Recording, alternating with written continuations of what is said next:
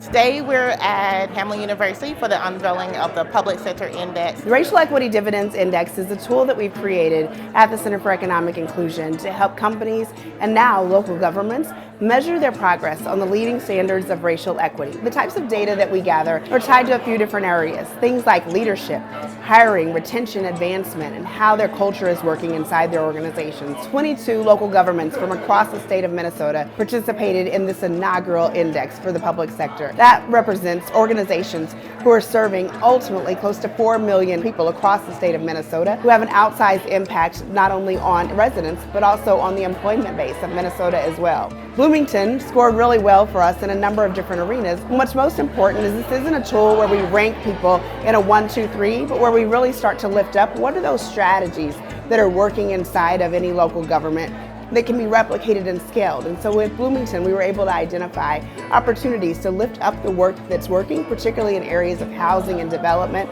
but also the long journey that Bloomington's been on, inviting community and business leaders in to help inform those plans and solutions, to putting leadership in place who can build a culture of accountability in partnership with the community to get to those results. We scored really high in the areas of sort of leadership and then also sort of culture and retention. And so some of the things that are occurring in the organization that really attribute to our score are things like the development of employee resource groups, utilization of racial equity impact assessments in our policy decision-making process. Our police department scored really high in the survey as well, and they've done a lot of work to make their data publicly available and also to integrate sort of alternative mental health resources within their public safety framework. It makes me feel like the work is really starting to become embedded in the fabric of our organization. It really tells the story of how we've been able to engage employees in the process and how people are taking on the accountability and the responsibility for driving racial equity and inclusion work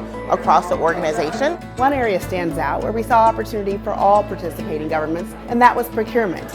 We didn't have a high scoring city in this area. Minnesota governments have a significant opportunity to ensure that they're spending with Black and Brown owned businesses, and more importantly, their understanding of what does that spending help those businesses achieve? How is our spending driving job creation and economic growth in our city? And so we recognize that that's an area of growth for our organization, and we've also, by common hearing from others, learned things that we can do to be more intentional in that area, and I think that we walk away motivated to do more. The data holds us accountable, and so having this data not only be available to our staff, but also to the public at large, I think is really important. And I invite the community to take a look at the Public Sector Index and really sort of partner with us as an organization to drive our score so that we may reach our goals.